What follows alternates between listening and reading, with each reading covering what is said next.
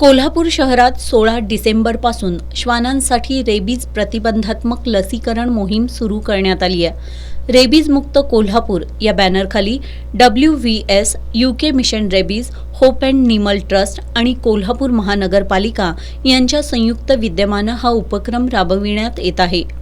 Society for Nimal protection आणि निर्मिती people's and animal welfare society Nagpur या समाजसेवी संस्थांच्या मदतीनं डॉक्टर शशिकांत जाधव, डॉक्टर राहुल बोंबटकर, विजय पाटील यांच्यासह 30 जणांच्या टीमच्या मदतीनं ही मोहीम राबवली जात आहे। आज अखेर या मोहिमेत 1790 इतक्या भटक्या श्वानांचं रेबीज प्रतिबंधात्मक लसीकरण करण्यात आलंय।